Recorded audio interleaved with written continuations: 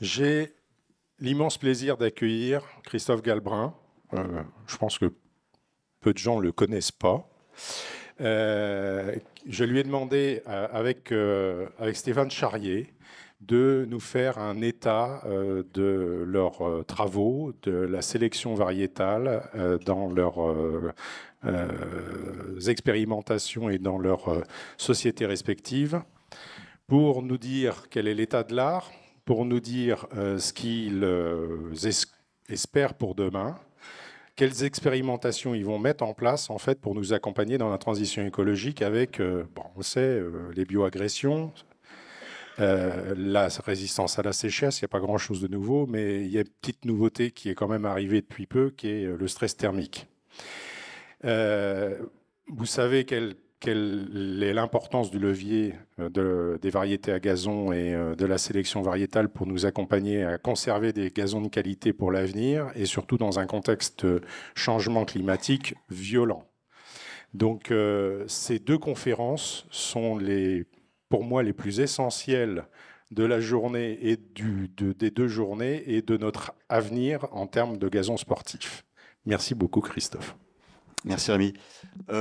Donc moi je vais pas trop insister sur la façon dont on fait les variétés. Je pense que vous êtes déjà un peu au courant. Vous savez un peu quelles sont les espèces qu'on travaille. Je vais plutôt insister sur les événements récents et les événements climatiques récents qu'on a eus et les conséquences que ça peut avoir sur la sélection. Et c'est pas simple. Donc les variétés de demain pour 2025, on les a déjà un petit peu dans les tiroirs, puisque comme vous le savez sûrement, il faut une dizaine d'années pour faire une variété. Donc les variétés qu'on commercialise aujourd'hui, ce sont des variétés qui ont été conçues il y a 10, 15, voire 20 ans. Donc on a forcément un petit peu anticipé les problèmes. On a déjà des solutions à pas mal de problèmes. Mais on est suffisamment utopique pour penser qu'en faisant de la sélection variétale, on peut résoudre un certain nombre de problèmes, notamment la résistance aux maladies, la résistance à la sécheresse et d'autres phénomènes comme ça. Donc je vais simplement repartir sur les événements récents, et en prenant l'exemple de ce qu'on a chez nous.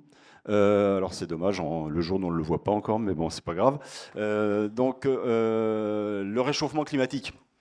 Et ben ça y est, maintenant on le ressent, et on est ah bah oui, à gauche il est très bien. Donc le réchauffement climatique, c'est vraiment la réalité maintenant. Et pourtant, en Anjou, on n'est pas normalement une région réputée pour sa chaleur. Donc simplement sur l'année 2022, sur le graphique que vous avez là, donc vous avez en rouge la courbe des températures maximales et en bleu les températures mini. Et donc l'histogramme bleu, c'est la pluviométrie, et sur ceux qui ont la chance de voir l'écran à ma gauche, la partie jaune, c'est l'évaporation. Donc ce qui provoque forcément le déficit.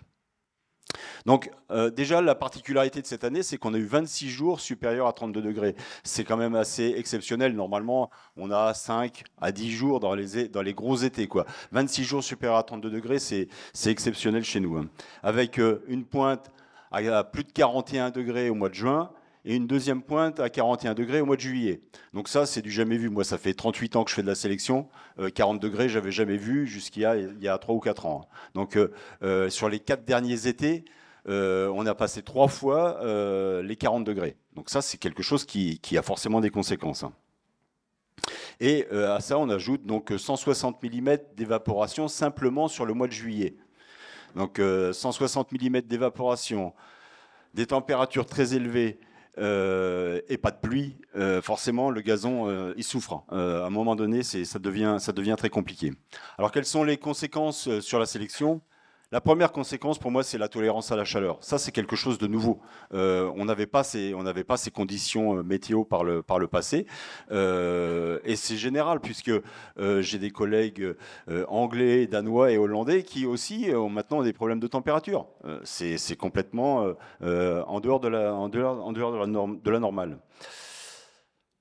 Alors, qu'est-ce qui se passe quand il fait chaud ? On arrose, et forcément, on a des maladies qui sont importantes. Et la tolérance à la sécheresse, c'est aussi quelque chose qui est important, mais je dirais qu'il n'est pas nouveau. Je vais vous montrer par la suite que ce n'est pas quelque chose qui est récent, la tolérance à la sécheresse. Alors comment on fait pour réagir à ce genre de conditions? On a réhabilité un vieux tunnel. Normalement, les tunnels nous servaient à nous protéger du froid.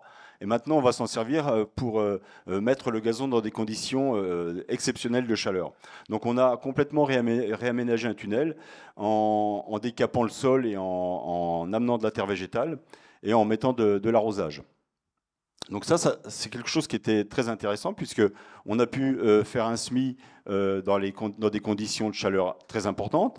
Donc semis mi-juin, de l'arrosage tout de suite, et très rapidement, fin juin, on avait déjà l'aspect d'un gazon, et mi-juillet, on faisait la première tonte.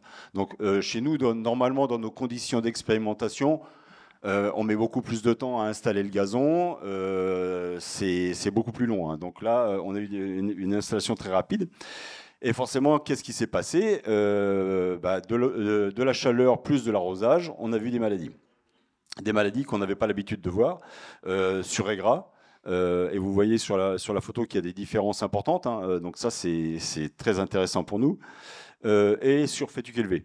Donc ça, c'est aussi quelque chose qu'on n'avait pas forcément l'habitude de voir. Donc là, dans ce tunnel-là, on a atteint les 50 degrés. Donc 50 degrés, quand vous rentrez dans le tunnel, vous vous dites comment ça fait pour tenir, quoi, parce que c'est vraiment étouffant. Hein. En parallèle de ça, on a fait des tests artificiels. On a des collègues en Suède qui travaillent sur la betterave. On a des pathologistes qui connaissent très bien les maladies, ils connaissent moins bien le gazon, mais ils connaissent très bien les maladies.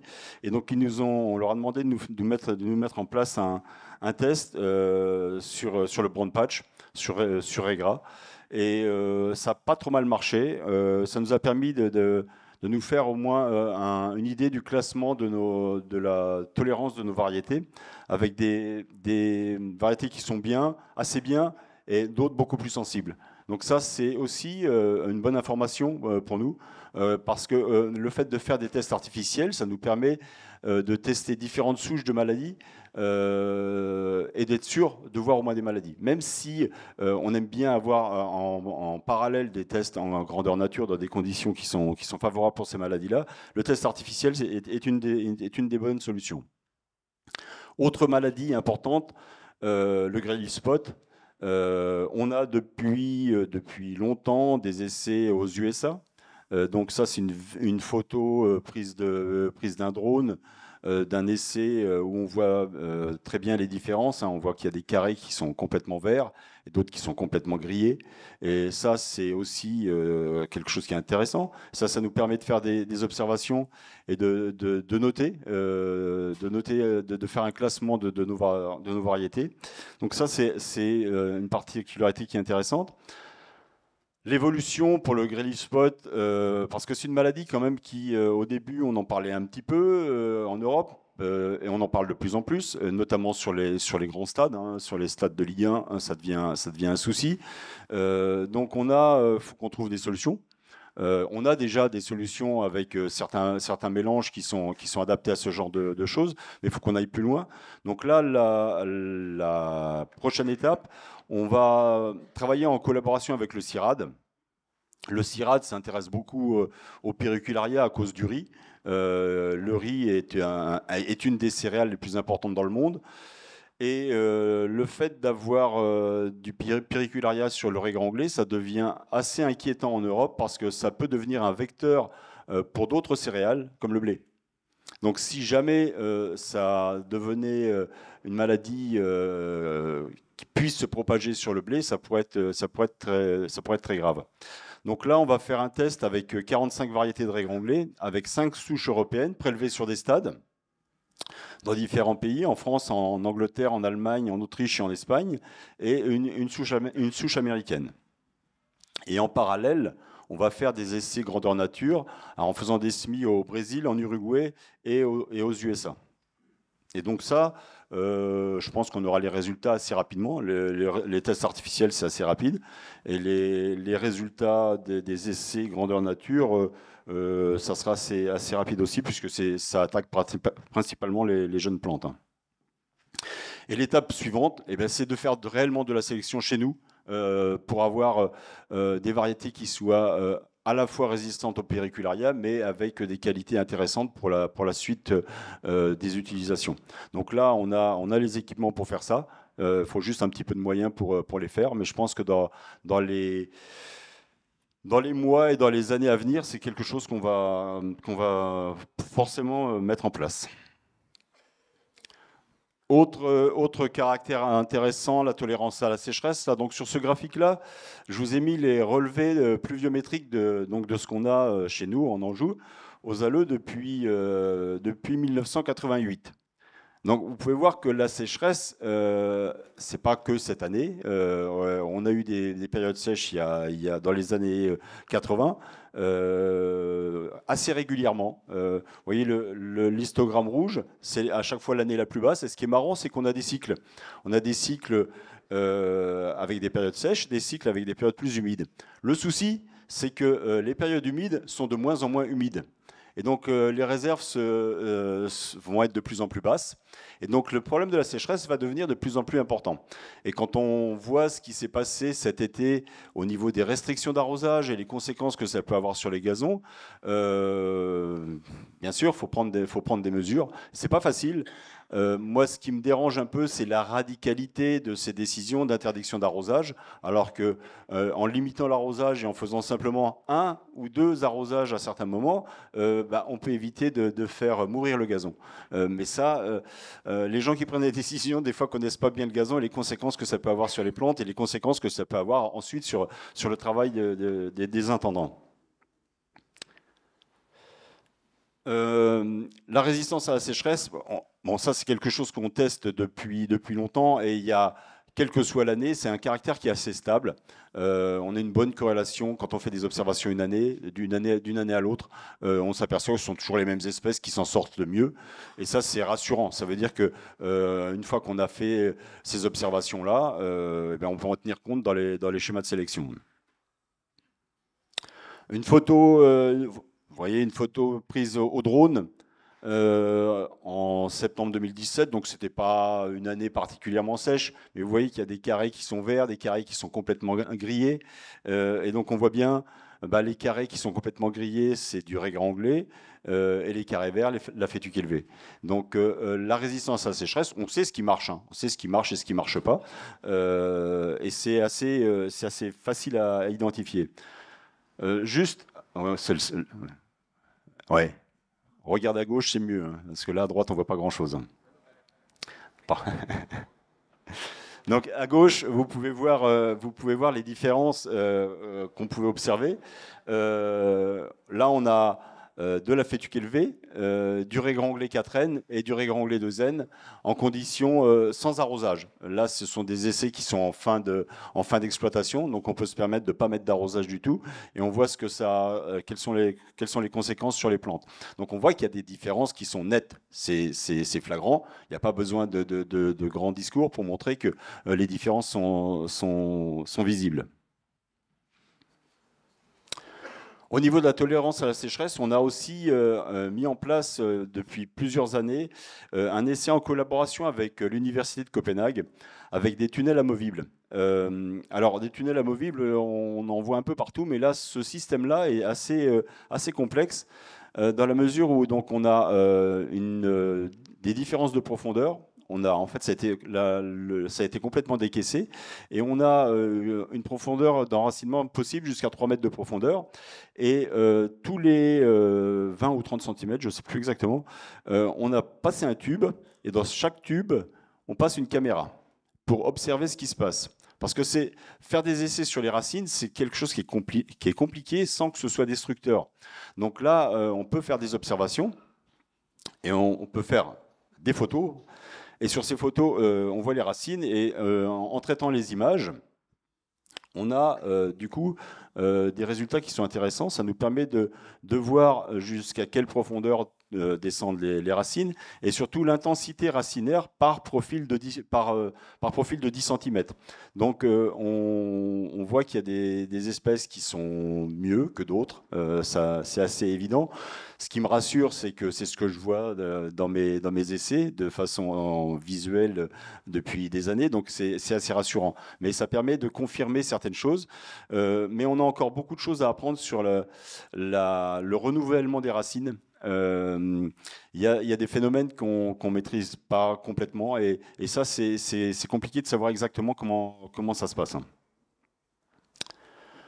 Tolérance à la sécheresse. Alors, on a aussi certaines possibilités. On a nos amis de l'hémisphère sud utilisent beaucoup les endophytes, aux États-Unis aussi un peu. Donc ça, j'ai des collègues néo-zélandais qui ont une longue expérience là-dessus.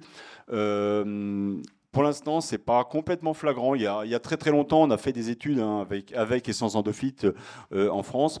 On n'a jamais vu de choses très évidentes, mais il y a quand même quelque chose à creuser. Je pense que c'est pas inintéressant. Comment résoudre les problèmes de tolérance à la sécheresse? Je dirais en utilisant déjà les espèces qui sont les plus tolérantes, la fétuquelée, les fétuquevines, les régranglées quatraines. Bon, je parle même pas des plantes en C4, parce que les plantes en C4 aussi peuvent être très intéressantes à certains égards, mais c'est un schéma, c'est un choix qui est important. Donc quand on tombe dans les plantes en C4, c'est quelque chose qui est complètement différent.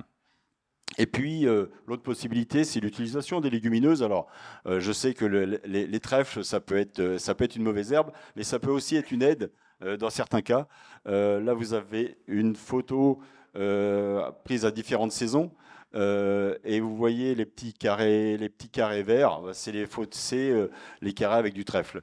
Donc, au moins sur des zones océaniques et au nord de la France, ça marche très très bien. Donc c'est aussi une possibilité. Voilà, très rapidement résumé ce qu'on fait sur et comment on réagit à ces conditions difficiles que l'on peut rencontrer maintenant. Merci Christophe. On va passer... Oui, on applaudit. Ouais. Ouais. Merci beaucoup.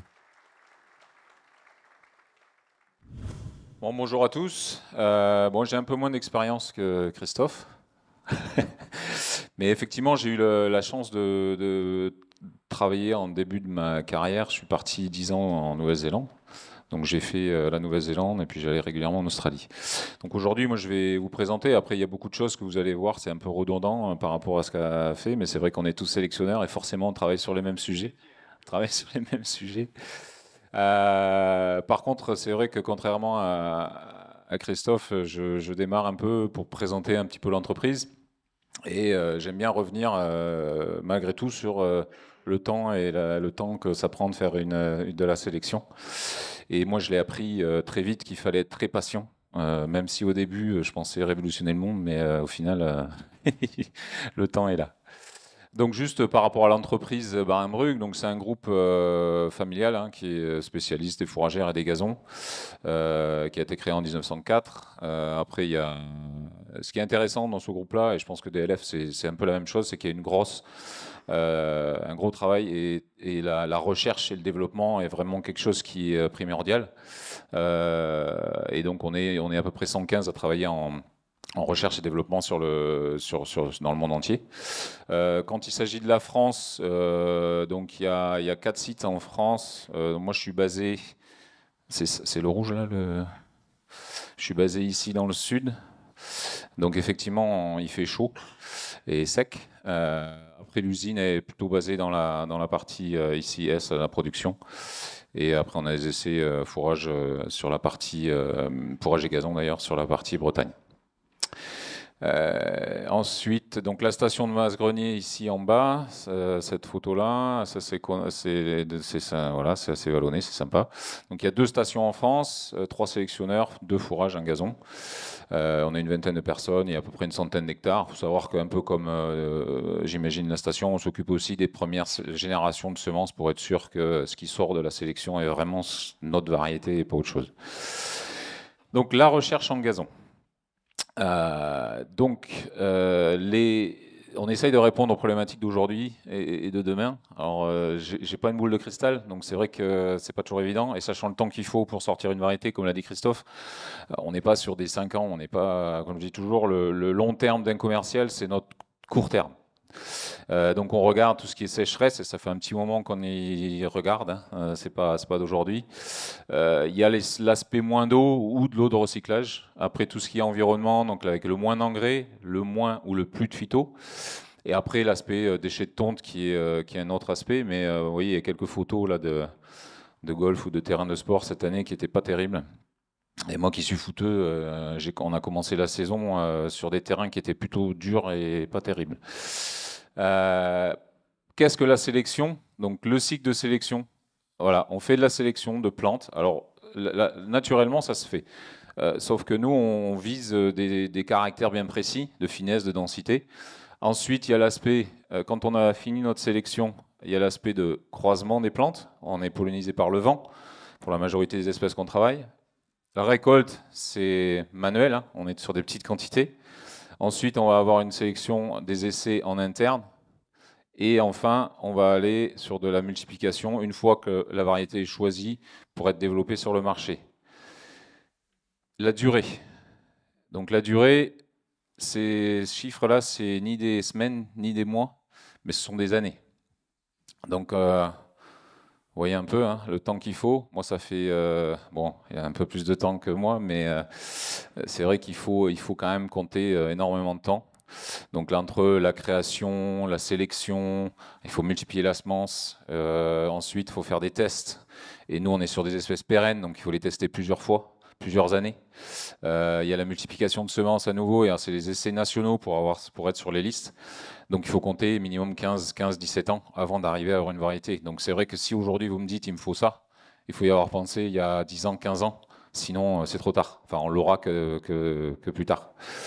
Donc c'est vrai qu'il faut pouvoir anticiper. Et c'est vrai que les problématiques d'aujourd'hui ne sont pas forcément celles d'hier. Bon, après, en ayant pu voyager, en ayant pu voir des choses, c'est vrai que l'Australie, pendant 8 ans, ils ont eu de la sécheresse, donc ils ont eu des choses qu'on a aujourd'hui, nous, ici. Mais voilà, donc c'est toujours intéressant d'en les voir ailleurs aussi. Les objectifs de sélection, bon, il y a toujours l'aspect esthétique. Hein, il faut que ça soit joli, le gazon. Tout ce qui est tolérance, piétinement, pour tout ce qui est terrain de sport. Le rendement de semence, moi j'y reviens, mais c'est vrai que le rendement de semence aujourd'hui, malheureusement, il y a beaucoup de numéros que j'aimerais bien que vous utilisiez, mais que vous n'utilisez pas parce que la semence, la production n'est pas bonne. Donc voilà, il faut que la semence que ça soit qu'on puisse le produire. Donc résistance maladie, résistance aux insectes, le faible intrant, rapidité d'installation. Aujourd'hui, on a des problèmes de mauvaises herbes. C'est vrai que quelque chose qui va se couvrir rapidement, ça sera mieux, il y aura moins de problèmes. Tolérance au sel. Alors bon, j'ai passé du temps en Australie, donc forcément, j'ai la tolérance au sel. Aujourd'hui, en Europe, on n'a pas trop de problèmes. Mais bon, il y a quand même des endroits, et ça, je l'ai entendu plusieurs fois, où il y a des utilisations d'eau recyclée. Donc c'est forcément des eaux chargées, sur golf ou sur terrain. Et effectivement, là, il faut une résistance. C'est pour ça que je mets au sel au pluriel, parce que c'est pas uniquement un seul sel. Et après, il y a tout ce qui est innovation et autres. Donc après, ouais, il y a les outils qu'on utilise. Hein. Moi, je ne fais pas venir le Stade Toulousain tous les matins. Ça me coûterait trop cher en bière et en sandwich. Donc, on utilise des outils de simulation sur le piétinement notamment. Et après, on essaie de se rapprocher au maximum, essentiellement courte, pour essayer d'être plus proche possible de ce qui se passe dans vos conditions. Même si on n'y est pas, puisque les tontes green, on ne les fait pas tous les jours. Enfin, on n'a pas la possibilité de le faire. Les orientations de la recherche. Donc là, je vais me concentrer sur les parties, on va dire, sécheresse et autres. Donc nous, ça fait depuis 2016 qu'on a mis en place des tunnels de sécheresse, pareil, amovibles. Bon, on n'a pas la partie inférieure avec les racines, mais on a effectivement des tunnels de sécheresse, où là, on a des conditions vraiment extrêmes. C'est-à-dire de sécheresse, on peut vraiment contrôler. Après, vous allez me dire pourquoi vous mettez un tunnel sécheresse à Masse-Grenier. Il fait quand même chaud, il fait quand même sec, effectivement, sauf qu'on prend des orages de temps en temps. Et quand vous faites un essai et que vous prenez un orage de 50 mm, l'essai il est fini. Donc avec le tunnel, au moins on contrôle. Et ensuite, sous le tunnel, je peux vous assurer que vous n'y allez pas l'après-midi, hein, parce que cet été, c'est même plus de 50, je pense qu'il est. Et ensuite, on a aussi la possibilité, avec ces systèmes de rampes d'irrigation, Alors, je peux vous assurer que quand je suis allé voir les Hollandais, que je leur ai dit que sous mon tunnel sécheresse, il fallait que je mette un système d'irrigation, ils m'ont regardé. Il y a un truc que je ne comprends pas là.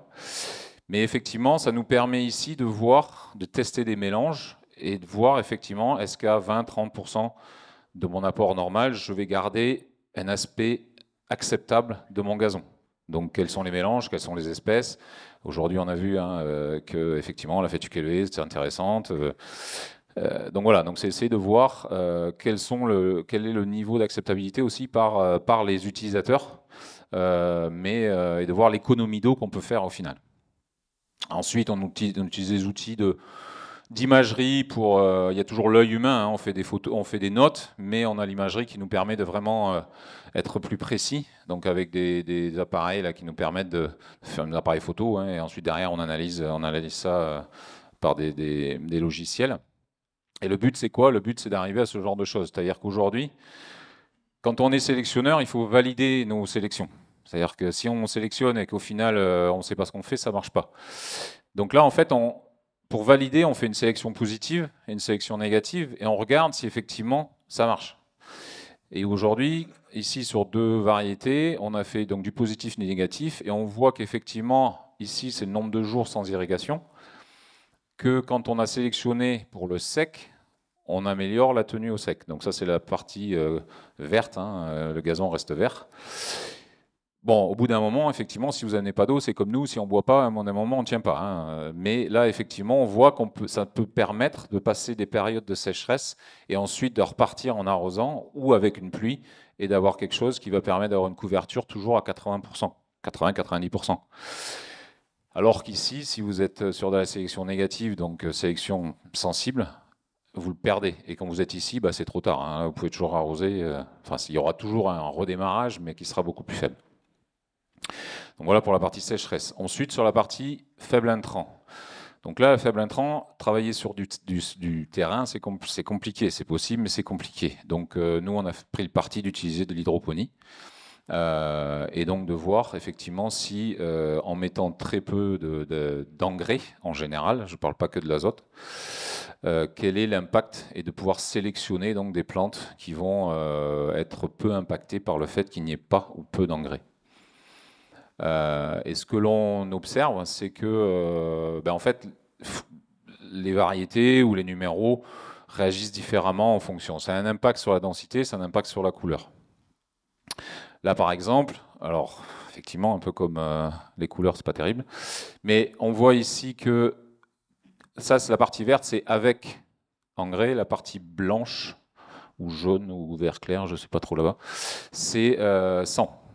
Donc on voit ici que sur la couleur, des variétés qui étaient équivalentes, des numéros qui étaient équivalents en couleur, mais après l'impact du fait de ne plus avoir d'azote ou d'engrais est plus important pour l'une ou pour l'autre. Donc ça déjà, ça va nous permettre de nous guider ensuite dans notre choix pour faire de la sélection, pour avancer dans la sélection. On a la même chose pour ce qui est de la densité. Donc la densité, on voit ici qu'il y a certaines variétés, certains numéros, qui sont très peu impactés, alors que d'autres le sont énormément. Et donc ça, c'est très intéressant, parce que ça nous permet ensuite de pouvoir avancer et faire de la sélection sur les variétés les plus tolérantes. Tout ce qui est sélection, maladie et pathogène. Donc là, un peu comme Christophe, on utilise à la fois les essais et la chambre climatique, puisque pour pouvoir vraiment avoir des milieux contrôlés. Des maladies, il y en a énormément. Donc on a essayé de répertorier un peu tout ça. Ici, c'est une infection vous voyez un peu du fusarium sur de la fétuque élevée dans la chambre froide, donc dans la chambre climatique. Donc c'est vrai qu'on est vraiment sur on favorise la maladie et pas la plante quelque part. Donc ça nous permet de faire quoi? Ça nous permet de tester déjà nos variétés, de voir un peu ce que ça donne et comment elles se positionnent et leur tolérance, notamment par rapport à la péricularia dans ce cas-là, ou par rapport au fusarium ici pour les fétuques élevées. Et donc de pouvoir savoir un peu où on en est et comment ces variétés-là résistent. Et ensuite faire des choix, et notamment pour les mélanges après.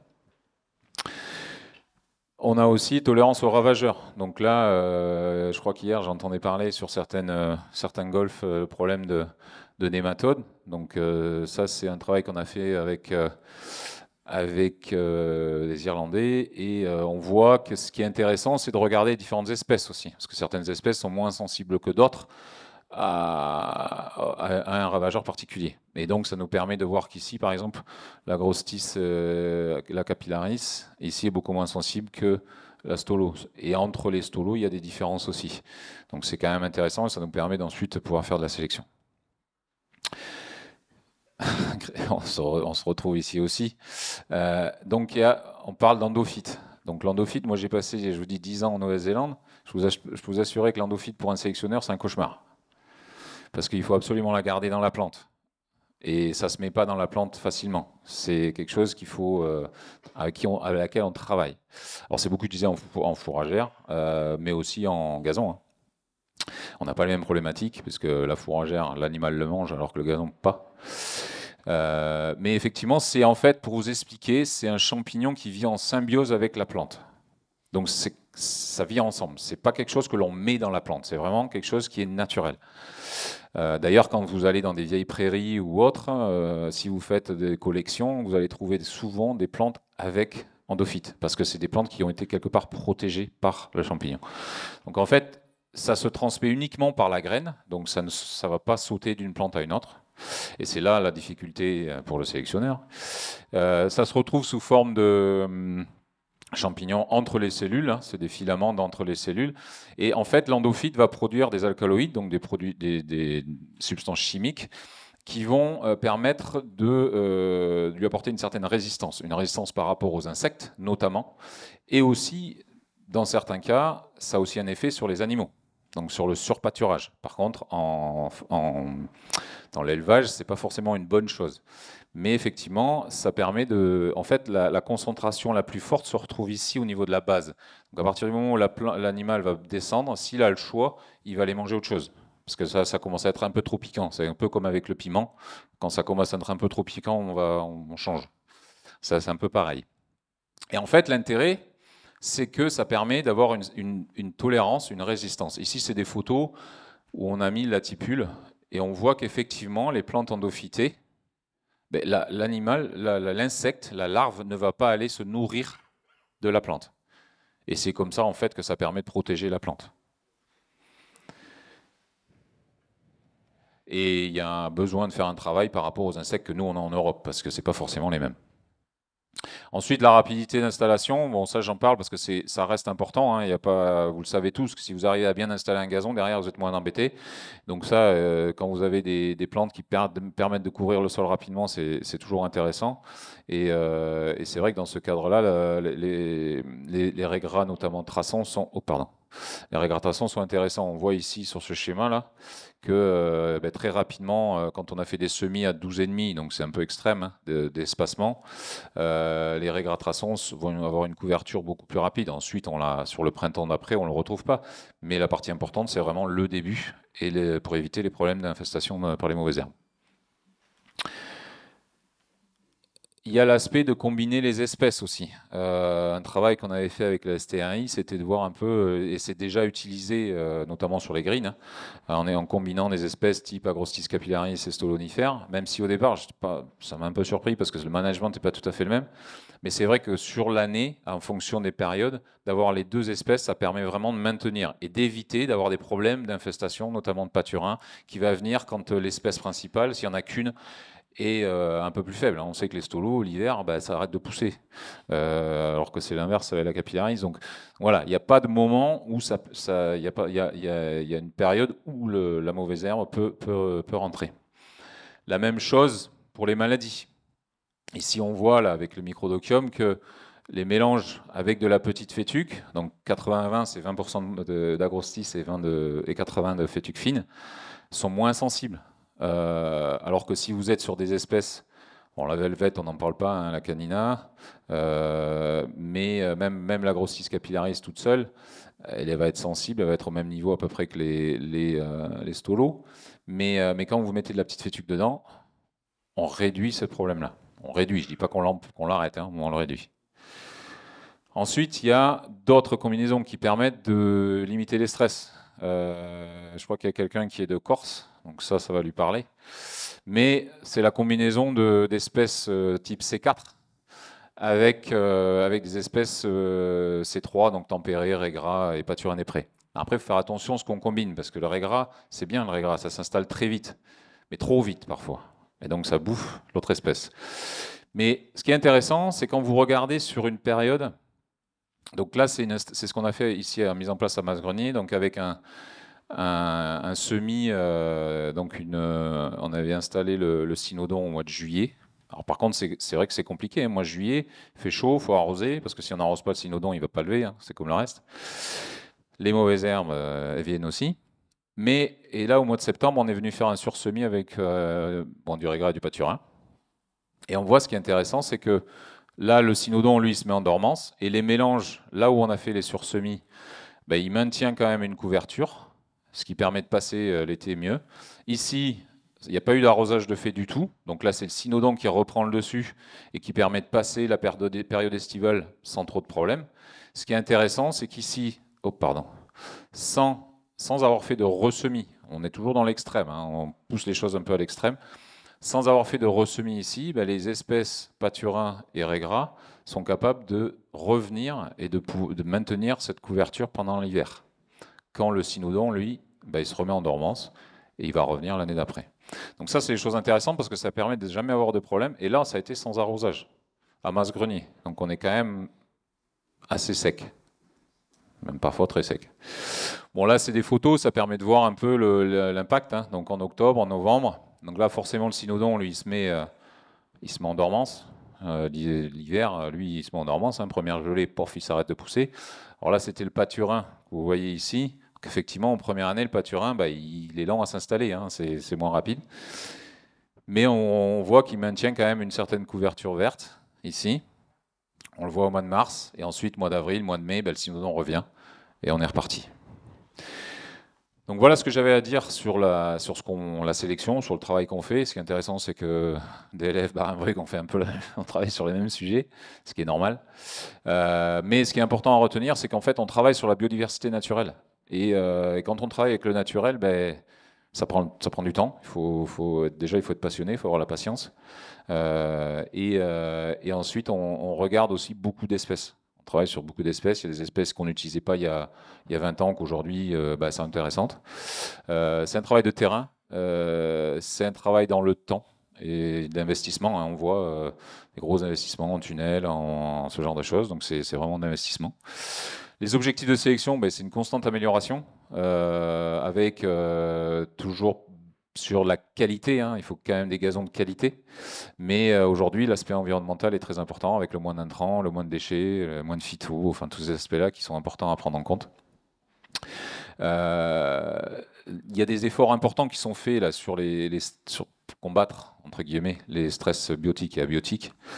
Et enfin, ce qui est très important, et ça je pense que Christophe sera peut-être pas d'accord, mais je pense que ce qui est très important, c'est vraiment d'utiliser les espèces en fonction de ce qu'on veut faire derrière, c'est-à-dire et prendre le temps. C'est-à-dire que si on veut faire une inversion de flore, ça va pas se faire du jour au lendemain. Et je sais que c'est compliqué quand vous avez des joueurs tous les jours sur les terrains, mais c'est des choses qu'il faut faire et ça se fait dans le temps. Et ça permet vraiment d'éviter ou de changer les choses et de pouvoir améliorer et de convertir quelque part son golf. On travaillait d'une façon une année et maintenant ça change.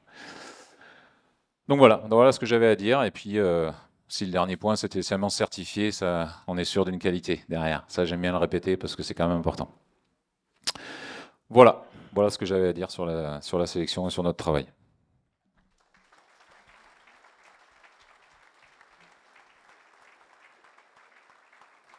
Merci beaucoup.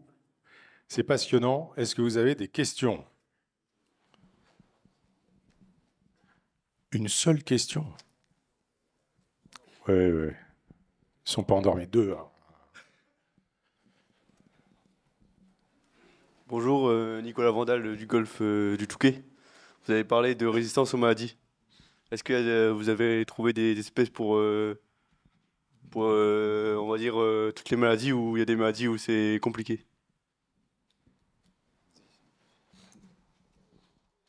Oui, il y a des résistances, il y a des des espèces et des variétés qui sont résistantes aux maladies. La difficulté, c'est d'arriver à combiner la résistance à plusieurs maladies. Donc à un moment donné, il faut faire un choix souvent. Quelle est la maladie qui a le plus d'impact dans vos conditions? Et à ce moment-là, on peut trouver des solutions. Mais les maladies évoluent aussi. Il y a des variétés, des maladies qui mutent. Donc des variétés qui étaient résistantes il y a quelques années le sont moins. Donc il faut toujours être vigilant et continuer à faire les tests pour être sûr d'avoir une résistance. Oui, mais j'ai pas... Tout à fait. Je suis d'accord avec ça.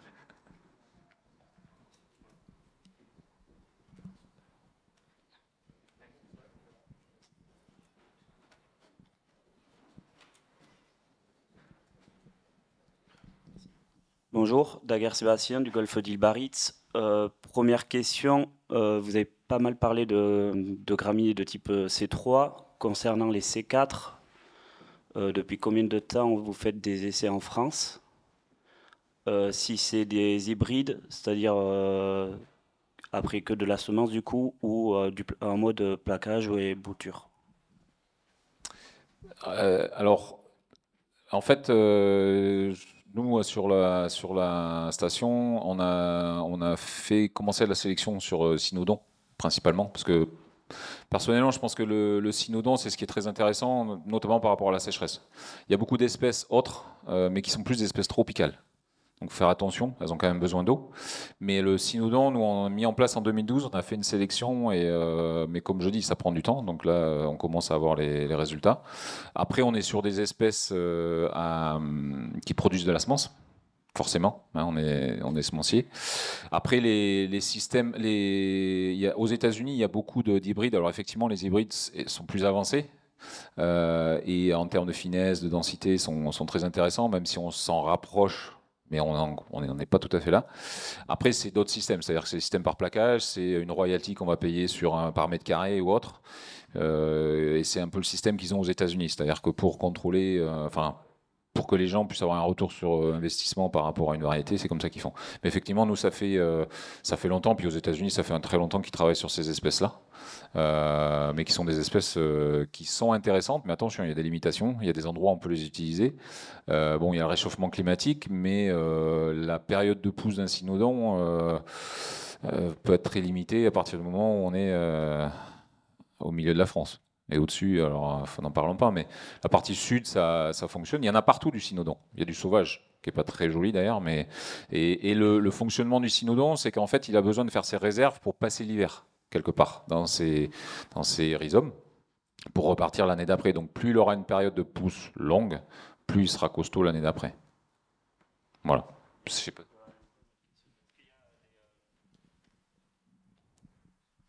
Est-ce que vous savez si en France il y a des gazonnières qui commencent à faire du plaquage ou pas par rapport à ça? Enfin, moi, ça fait. J'ai fait un plaquage en départ avec une gazonnière en Espagne. Ouais. Donc ça fait 3 ans que j'ai du synodon, enfin un départ en synodon. L'année dernière ça a été très compliqué, mais là cette année le départ est magnifique quoi. Oui, ça me surprend pas. Il faut toujours quand même une période d'installation. Après, en termes de gazonnière qui fait du cynodon en France, ça, je ne saurais pas répondre. Là, il faut mieux voir avec les commerciaux qui sont dans le domaine. Après, s'il y en a, ça sera vraiment Sud-France, je pense.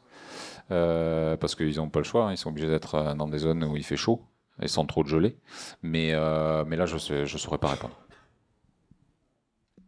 Moi, je peux juste rajouter quelque chose sur le cynodon. Oui, on teste le cynodon en France depuis très longtemps. Donc, ce n'est pas une espèce nouvelle. Il y a toujours des choses comme ça qui apparaissent comme des nouveautés, alors que ce n'est pas nouveau du tout. Hein. Moi, ça fait plus de 30 ans que j'ai testé du cynodon en pur, en mélange, en comparaison avec justement des cynodons hybrides. On connaît les qualités. Mais comme le disait Stéphane, nous on s'intéresse principalement aux cynodons qui donnent des semences parce qu'on est des semenciers tout simplement. Et donc on essaye d'apporter la finesse, la densité et les qualités gazon au même niveau que les cynodons hybrides. L'avantage des cynodons qui sont semés, c'est qu'ils sont généralement moins sensibles aux maladies. Parce qu'ils sont aussi moins denses. Donc il y a des qualités qui sont intéressantes.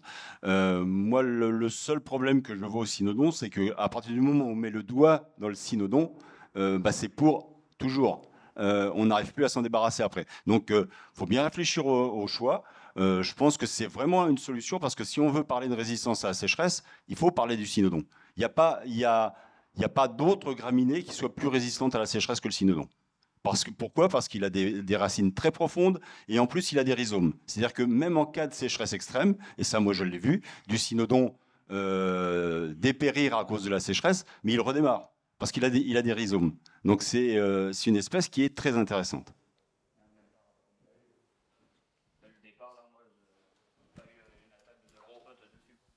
Ah oui, bah c'est pas sensible aux maladies qu'on trouve sur les graminées ou très peu sensible. Voilà, après voilà, c'est une espèce de zone aride et donc c'est adapté. Mais comme dit Christophe, c'est très costaud, ça tient bien. Par contre, c'est vrai qu'une fois qu'on l'a, bah, c'est pour la vie, hein, comme on dit. Là, vous êtes mariés jusqu'au bout. Mais par contre, je vois à Masgrenier cette année, avec la chaleur et la sécheresse qu'on a eue. Même le cynodon, ça a été chaud. Mais en fait, on l'a arrosé qu'une seule fois et il est reparti et ça a été par rapport aux graminées classiques. Dans l'absolu, aucune plante est complètement tolérante à la sécheresse. Hein. Ah bah en conditions extrêmes, toutes les plantes arrivent à dépérir. Hein. Sinon, le Sahara serait vert. Hein. C'est vrai.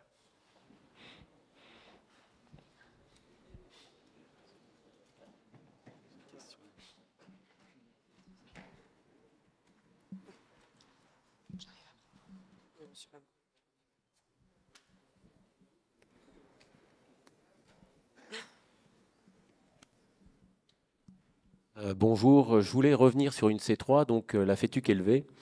Quel est selon vous l'avenir de cette espèce en pur ou en mélange et quelles sont les voies de développement, notamment en termes de finesse? Parce que bien évidemment, vous devez travailler sur la finesse des feuilles, mais est-ce que en gagnant sur la finesse, on ne perd pas par ailleurs un certain nombre d'intérêts concernant justement la résistance à la sécheresse? Vous avez fait référence, et on voyait bien sur vos essais, que c'est la C3 qui résiste le mieux à la sécheresse, mais pas que. Hein. On sait qu'elle résiste aussi à la submersion ou aussi énormément à l'arrachement et au piétinement. Et donc, c'était un peu ma question par rapport au cynodon, qui est effectivement une C4 et qui est en vogue. Hein, on en parle beaucoup actuellement. Vous faisiez référence, moi j'ai essayé le cynodon il y a 22 ans. J'en ai installé à Dunkerque. Alors je suis désolé, on est dans le nord. Mais par contre, je peux vous dire que par rapport à ce que j'ai mis il y a 20 ans, les espèces actuelles en semences, là, elles sont encore vertes. On est à Dunkerque et elles sont vertes. L'an dernier, c'était la même chose. On est début décembre et elles sont vertes, denses. Par contre, effectivement, ce sont avec les fétuques élevées, les seuls qui ont passé l'été. Il n'y a pas d'arrosage. Hein, donc, ce sont vraiment les deux seules espèces qui ont passé l'été. Concernant la fétuque élevée, vous avez tout à fait raison. Pour moi, c'est l'espèce d'avenir parce qu'on a parmi les C3, c'est l'espèce la plus résistante à la sécheresse et c'est un bon compromis. Parce qu'on arrive quand même à avoir, on a bien amélioré le comportement hivernal. Par le passé, c'était compliqué. On a largement amélioré la finesse et la densité. Et on travaille aussi sur la tolérance à des tontes plus courtes. Donc, je pense que dans les années à venir, on a déjà des fétuques élevées. Là. Si vous prenez tout le haut du panier dans la liste française, vous avez des variétés qui sont déjà d'un très bon comportement. Mais on continue. Pour moi, personnellement, c'est mon programme de sélection le plus important. C'est forcément une espèce qui va se développer dans les années à venir. Et on le voit au niveau des ventes. Hein. À mon avis, dans les années à venir, la fétuque élevée va remplacer la fétuque rouge en général sur tous les mélanges standards. C'est-à-dire que le mélange standard qui se vend en France en paysage, c'est un mélange régranglé fétuque rouge. À l'avenir, ça sera régranglé fétuque élevée. Donc ça, c'est évident, on le voit dans les courbes. Hein. Les courbes de la fétuque rouge et de la fétuque élevée au niveau des ventes sont en train de se croiser. Parce que pour une bonne raison, c'est que la fétuque rouge ne tolère pas la chaleur. Même si elle tient à la sécheresse, elle tient pas à la chaleur. Donc là, je suis convaincu que la fétuque élevée a un avenir très radieux. Après, si je peux rajouter, c'est vrai qu'on parle toujours de finesse. Après, je pense qu'il faut aussi se poser la question de savoir qu'est-ce qu'un gazon esthétique. Parce que si vous allez aux États-Unis, il faut que ça soit foncé. Voire aujourd'hui, des fois, c'est un peu bleuté. C'est extrême. Mais par contre, la hauteur de tonte, ils sont très élevés. C'est-à-dire que moi, la première fois que j'y suis allé, quand je voyais des hauteurs de tonte, ils étaient à quasiment 10 cm, et pour eux, c'était du gazon. Après, vous allez dire à un Anglais que la fétuque élevée, c'est du gazon, il va regarder en disant non, mais non, c'est pas du gazon. Sauf qu'aujourd'hui, ils en reviennent. Aujourd'hui, on voit que la fétuque élevée est de plus en plus utilisée. C'est clair qu'en termes de marché, plus ça va et plus ça va vers le nord et vers l'est aussi. Donc voilà, donc c'est vrai que c'est quelque chose d'important. Après, la finesse, effectivement, plus on va être fin, plus on va avoir des risques de maladie. Par exemple, il y a ce genre de choses, puisque plus vous avez de la densité, plus ça va maintenir l'humidité, plus vous allez avoir de l'humidité, plus vous allez avoir de risques de maladie. Donc après, c'est ça, il faut se poser la question. Aujourd'hui, je pense que, par exemple, avec l'été dernier, je pense que des mélanges qui étaient peut-être pas aussi denses, pas aussi fins, mais qui étaient quand même restés verts et qui étaient à peu près corrects, voilà, je pense qu'il y a un aspect de regard et de... Alors, je parle pas des greens, hein, c'est encore autre chose, mais même en golf, quand on prend un golf aux États-Unis qui est vert, qui est même artificiel, des fois on voit des choses, c'est assez hallucinant. Et vous allez certains endroits en Écosse, eux ils jouent sur du marron et puis ça leur suffit, c'est très bien. Donc voilà, il y a c'est plus cet aspect de perception qu'on a de qu'est-ce qu'un vraiment un beau gazon. Aujourd'hui, moi je le vois même, et c'est un peu la difficulté des listes aussi, c'est que pour être en haut de la liste, il faut être fin, il faut être dense. Bon, il faut avoir les résistances aux maladies, mais si vous n'êtes pas fin, si vous n'êtes pas dense, vous ne serez pas en haut, quoi. Alors que en termes de résistance au piétinement ou en termes de résistance à la sécheresse, c'est pas forcément ça qui va être le mieux. Donc c'est pour ça qu'il faut, voilà. Mais aujourd'hui, en fétuque élevée, il y a quand même une sacrée évolution. Hein. Aujourd'hui, je pense que les fétuques élevées d'aujourd'hui, en finesse, on est au niveau des régrades il y a 20 ans. 25 ans, peut-être au niveau où on est maintenant en fétuque élevée, au niveau finesse, je dirais que c'est plus un problème. C'était un problème par le passé, c'est plus un problème. On a des fétuques élevées qui sont suffisamment fines. Je dirais maintenant, pour moi, c'est pas l'objectif principal de continuer à améliorer la finesse. Les meilleures variétés maintenant sont suffisamment fines. Il faut continuer à travailler sur la rusticité parce que la fétuque élevée, c'est d'abord la résistance à la sécheresse, donc ça c'est très important. Et puis l'adaptation à certaines conditions, et notamment le jour où on arrivera à mettre de la fétuque élevée sur les fairways, je pense que ça sera un progrès majeur. Ça pourra résoudre pas mal de problèmes, quoi. Donc ça, c'est plus dans cet aspect-là qu'il faut aller. Alors la hauteur minimum, ça dépend vraiment là, des variétés. Pour le coup, moi j'ai fait des tests à 8 mm avec de la fétuque élevée. Elle apprécie pas trop, mais alors après, en fait, ça dépend à quel moment vous commencez à descendre la hauteur de tonte et à quelle vitesse vous descendez la hauteur de tonte. Si on descend progressivement, les nouvelles variétés tolèrent assez bien les tontes courtes. Hein. Mais il faut savoir que plus vous allez tontes courtes, plus vous allez perdre en enracinement, donc vous allez perdre en résistance à la sécheresse. Donc il faut trouver le bon compromis. Mais ça peut être une solution.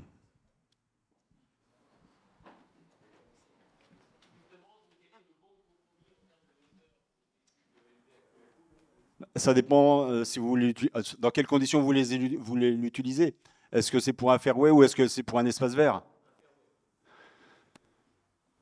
Un fairway, si vous descendez à 12 mm, 12 mm, ça peut le faire, mais vous allez perdre un petit peu en résistance à la sécheresse, donc je dirais que ça serait plutôt 14, quoi. Mais à condition de prendre des variétés de dernière génération. Hein. Faut pas prendre des mélanges qui soient avec des variétés qui ont une dizaine d'années. Hein.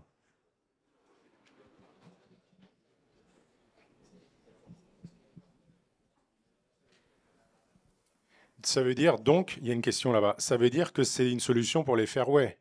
Parce que ceux qui sont à 14 à l'heure actuelle sont déjà à un niveau assez exigeant. Remonter 16 à 18, vous imaginez le potentiel que ça peut donner, même 20, sur ce type de variété, l'économie d'eau, la densité, garder la densité et puis limiter les intrants. La difficulté quand même, c'est l'installation. Faut être un peu plus patient qu'un régras. Un régras, vous pouvez le semer et lui rentrer dedans très rapidement. C'est pas grave, il va s'en sortir. Une fétuque élevée, faut être un petit peu patient. Je dirais les 6 premiers mois, faut la laisser un peu tranquille. Donc, vous amusez pas à descendre la hauteur de tonte trop rapidement sur une fétuque élevée. Après, il y a aussi la région et la période de semis. Si vous faites un semis de printemps, ça ira plus vite. Si vous faites un semis d'automne, ça mettra plus de temps parce que c'est pas une espèce d'hiver, donc il lui faudra plus de temps. Oui, après sur les fétuques élevées, en fait, en termes de levée, c'est quand même assez rapide. Il n'y a pas un écart monstrueux avec du régras. Il n'y a pas une grosse différence visuelle. Par contre, ce qui se passe, c'est que derrière, le régras, lui, va taler très rapidement. Donc en fait, c'est l'installation. Une fétuque élevée va avoir tendance à développer son système racinaire, ce qui fait que la partie, on va garder un aspect clair plus longtemps que sur un régras. Mais effectivement, et ça demande peut-être un peu plus de température, mais encore que. Et aujourd'hui, sur les variétés qu'on a, on est quand même pas mal avancé. Mais c'est vrai que voilà, il y a quand même cet aspect-là de rapidité d'installation, et c'est un peu le problème d'avoir vu le régras, et on sait ce qu'il peut faire.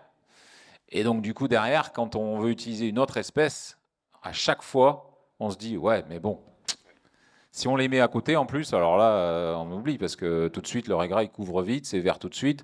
Donc là, mais il faut se poser la question, quel est mon but à moyen long terme? C'est-à-dire que je veux un résultat immédiat. Alors, c'est vrai que dans beaucoup de situations, c'est ça. J'ai besoin d'avoir un résultat immédiat parce que c'est ce qui se voit. Mais il y a aussi l'aspect, voilà, sur le moyen long terme, qu'est-ce que je veux et comment. Et il y a des arguments, hein, réduction d'intrants, réduction d'eau, mais c'est sûr qu'il y a toujours un aspect compromis entre le résultat immédiat et le résultat à moyen long terme. Moi, j'ai une question. Tout à l'heure, vous avez parlé des fétuques fines par rapport à la température. Moi, je suis un peu jeune pour avoir connu la canicule de 76. Mais on a connu, pour les anciens d'entre nous, la canicule de 2003. Et j'avais été visiter un centre d'essai de la 3e qui devrait être là, mais qui n'est pas là, dans l'ouest de la France, en septembre 2003. Et on avait vu que les fétuques rouges demi-traçantes, pour citer un nom, Colline, avaient parfaitement résisté à la température de 2003, qui était quand même pratiquement comme cette année, mais voire même peut-être plus, puisque ça avait commencé dès début juin et on avait eu des périodes à plus de 35 en Touraine assez longues. Et en fin de compte, les fétuques rouges demi-traçantes avaient très très bien résisté, c'est-à-dire qu'elles avaient dégagé d'entrée et dès qu'il y avait une baisse de température, en 2-3 jours, elles reverdissaient, quoi. Alors, si vous parlez de Colline, c'est une fétuque rouge demi-traçante de type Pruinosa. Donc c'est un type un peu particulier. Je ne sais même pas s'il y en a encore sur le catalogue. Pour une bonne raison, c'est que ce sont des variétés qui produisent très peu de semences. Donc c'est la réalité. Vous nous avez enlevé les bonnes, quoi. C'est pas. En fait, c'est le marché qui enlève les bonnes. Voilà. C'est que si on augmente les prix, déjà les prix ont largement augmenté. Donc si les prix sont encore plus élevés, en fait les gens ont le choix, ils vont pas choisir les mélanges avec les prix les plus élevés. Donc c'est le problème. Maintenant, même si c'est une Pruinosa, dans tous les cas, les demi-traçantes sont moins tolérantes à la chaleur que les gazonnantes et que les traçantes. Originellement, ce sont des espèces de milieu océanique. Donc jusqu'à 35 degrés, ça passe. Mais dès qu'on passe, et là je dirais après, chaque degré compte. 37, 38, 39, quand on passe la barre des 40, il n'y a plus grand-chose qui résiste, quoi. Et là, les demi-traçantes, en fait, elles sont, nous, dans notre région, hein, c'est une des espèces qui résiste le mieux au sec, à condition qu'il ne fasse pas trop chaud. Et dès qu'on passe à une certaine température, elles tiennent, et à un moment donné, c'est terminé, elles explosent. Elles explosent et elles mettent beaucoup de temps à redémarrer. C'est létal ou pas? Ah oui, ça peut être létal, oui, complètement. Oui. Alors après, les demi-traçantes font des stolons et des rhizomes, donc elles arrivent à regarnir un petit peu, mais ça met du temps. Ça met du temps. Et franchement, moi, à partir de 2003, hein, moi, c'est 2003 où j'ai commencé à avoir des doutes sur les demi-traçantes. Et là, récemment, avec tous les étés qu'on a eus, c'est compliqué. Et c'est surtout compliqué si les nuits sont chaudes en plus.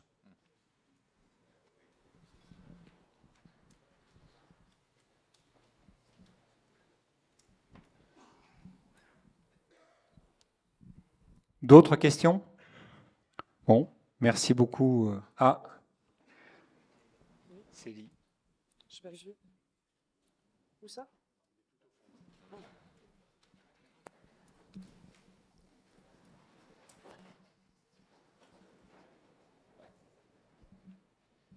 Vous évoquiez donc la difficulté d'installation des fétuques élevés. Qu'en est-il des Bermudas de semis? J'ai donc effectivement testé les Bermudas de semis et j'aurais voulu avoir votre retour par rapport à ça. Alors, l'installation, le principal problème, c'est la germination. C'est très long à germer et il faut beaucoup d'eau pour le faire germer. Donc ça, c'est le problème. Ça, c'est la première des choses. Et en plus, il faut une température de sol minimum de 16 degrés. Donc on ne peut pas se mettre trop tôt. Donc il faut absolument attendre que le sol soit réchauffé, mettre de l'eau et être patient. Par contre, une fois que c'est germé, si les températures sont élevées, ça va très vite. Donc, ça compense très rapidement cet aspect-là. Moi, ce qui me dérange, c'est la vitesse de germination. Alors après, on peut prendre des semences qui soient décortiquées et traitées, où là, on a une bien meilleure homogénéité de germination et ça améliore un peu la vitesse d'installation. Mais ça reste un problème. Alors, je dirais que c'est pas trop un problème dans le sud parce qu'on sait qu'on va avoir une température constante. Mais je sais que chez nous, par exemple, on va faire un semis au mois de mai et comme par hasard, on va avoir une période où les températures sont un peu plus basses. Et donc, ça va mettre encore plus de temps. Donc là, ce qui se passe, c'est qu'on a des mauvaises herbes qui s'installent dedans et c'est compliqué. Mais globalement, quand on a des températures élevées, il n'y a pas de souci. Il n'y a pas de souci. Ouais, parce que je vois, nous, on a mis en place un essai là, cet été. C'était au mois de juillet, par contre. Donc vraiment, on savait qu'il y avait des températures qui étaient là et qu'il n'y avait pas de problème. Et effectivement, par contre, il faut assurer l'irrigation. Hein, ça, y a pas. C'est toujours c'est un peu comme avec le Sichor Paspelum où on peut l'arroser avec de l'eau salée, de l'eau de mer. Sauf qu'au départ, il faut de l'eau douce, hein, sinon ça lève jamais. Mais non, après moi, de ce que j'ai pu voir, alors il y a des différences entre variétés. Alors des fois, est-ce que c'est lié à la qualité de la semence? Sans doute aussi, mais je pense, mais ça s'installe, il n'y a pas de problème. C'est sûr que c'est toujours pareil. Si on compare ça à un régras, forcément, on va être déçu. Mais on n'est pas sur la même chose. C'est comme il y a d'autres espèces dont on parle peu, mais nous, on a une variété, la Barcool, du Coléria. Alors, c'est particulier, c'est lent à installer. Par contre, derrière, il y a des avantages aussi. Mais voilà, c'est de voir quel est mon but final. Par contre, le Cynodon, une fois que vous l'avez, vous êtes tranquille pendant un moment. Et puis, à la limite, il n'y a pas besoin qu'il y en ait beaucoup qui s'installent. Parce que, alors la première année, c'est sûr que ça ne va pas être très épais et très dense. Par contre, je peux vous assurer, comme le monsieur a dit tout à l'heure, que dès la deuxième année, s'il a une bonne période. Par contre, il faut quand même qu'il ait une période de pousse assez importante, assez longue, pour pouvoir accumuler des réserves pour redémarrer l'année d'après. Ça, c'est crucial. Il faut aussi bien fertiliser, parce que c'est très gourmand. Faut lui donner à manger. Et là, s'il a à manger et de l'eau et de la chaleur, c'est franchement spectaculaire parce que là, un Cynodon qui n'est pas bien installé, une semaine, et ça change de façon radicale. Pour la petite histoire, hein, on a installé les choses et on a installé ces essais là. Et je ne sais pas si vous en avez chez vous, mais nous, on a plein de pourpiers. C'est sympa le pourpier, c'est joli. Donc, quand on a mis en place, qu'on a vu ça, on ne savait plus trop quoi faire. En fait, au final, on l'a laissé. Il a servi de protection. Il a maintenu l'humidité. Le Cynodon dessous, il s'est développé. Et après, on a enlevé le pourpier. Et là, c'était nickel. Après, c'est sûr qu'au début, c'est pas jojo. Hein. Mais par contre, voilà. Mais c'est pour dire que on a installé quand même une collection d'une dizaine de variétés, toutes en semis, et elles sont toutes venues, il n'y a pas de problème, elles sont installées, il n'y a pas de souci. Donc voilà, ça s'installe. Ça s'installe, mais effectivement, c'est plus long que... C'est une bonne remarque hein, sur l'installation. Souvent, les gens disent mon gazon, il est raté, il y a des mauvaises herbes. vous affolez pas, il y a des mauvaises herbes, d'accord, mais il y a des moyens simplement par des moyens mécaniques, de retirer les mauvaises herbes quand les conditions sont plus favorables. Et là, cet été, moi, j'ai fait des semis au mois de mai qui ont été envahis aussi par des mauvaises herbes, par des digitaires, par du panique, enfin des choses vraiment très embêtantes. C'est pas si grave que ça en fait, hein.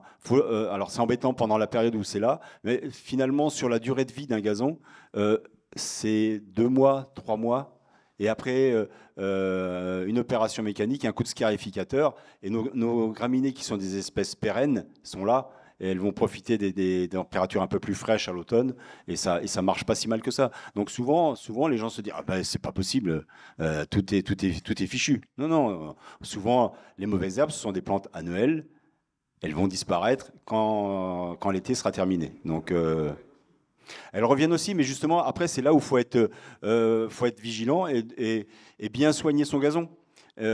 Faire un regardissage éventuellement si nécessaire, mais il n'y a pas besoin de tout casser, de tout refaire. Et souvent, c'est la première réaction des gens. Bon, les gens qui n'ont pas l'habitude de semer du gazon, mais c'est très fréquent, particulièrement sur les semis de printemps. Le problème des mauvaises herbes est beaucoup moins important sur les semis d'automne, hein. Si vous avez une forte pression de mauvaises herbes, bah, la première des choses, c'est de faire des semis d'automne. L'autre moyen de pression, c'est d'augmenter la dose de semis.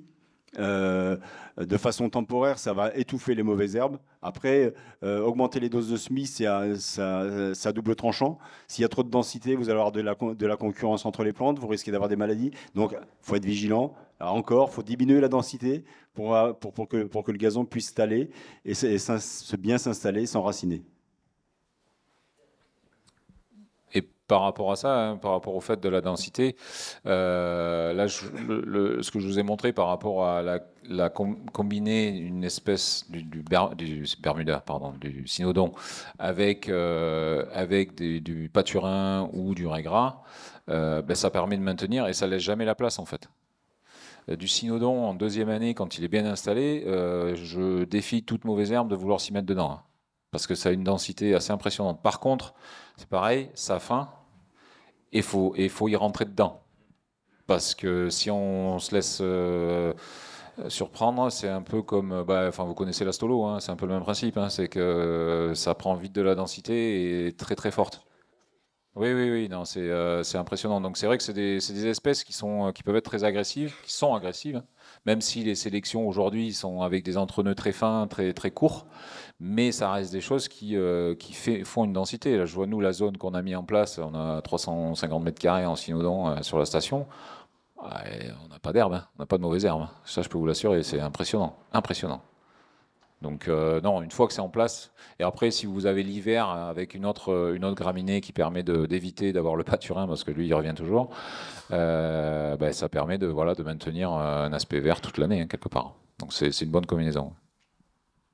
Ouais, juste les boutures, pas le semis, les boutures. Est-ce que vous pensez pouvoir en faire ou pas? Les boutures. Ah, mais de toute façon, avec les Cynodons semés, on peut faire des boutures. Oui, mais vendre, du coup, vous pouvez vendre en graines et vendre en boutures. Le même? Ouais. Oui, c'est possible, sauf que après, oui, ça se fait, oui. C'est juste qu'il faut produire ces boutures-là, quoi. Ouais. Et en général, entre le moment où on les veut et le moment où il faut préparer, il ne faut pas attendre trop longtemps parce que c'est très très court, quoi. Okay. Ça peut pourrir, il y a des problèmes, mais oui, après c'est du Cynodon, ça reste du Cynodon. C'est juste qu'effectivement, en fait, hybride, l'installation, elle n'est pas pareille. En bouture, il suffit juste d'arroser, on roule, on fertilise et c'est parti. Pour avoir travaillé en Australie, on a semé des greens, on a bouturé des greens et en l'espace de mois, c'était nickel, quoi. Ouais, après c'est toujours pareil, hein, c'est à la mise en place l'aspect irrigation qui est importante même sur le bouturage, hein. Sur les boutures, si on se loupe l'irrigation, ils vont mal repartir. Et la même chose en semis, il faut absolument avoir un dosage qui permette de maintenir tant une humidité et qui va permettre d'avoir une levée assez rapide, je dirais.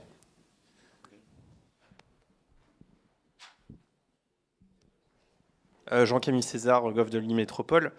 Juste une petite question, si on implante en fait du Cynodon sur fairway, rough et ainsi de suite et autour des greens, il y a une problématique qui peut se créer, c'est de polluer en fait les greens.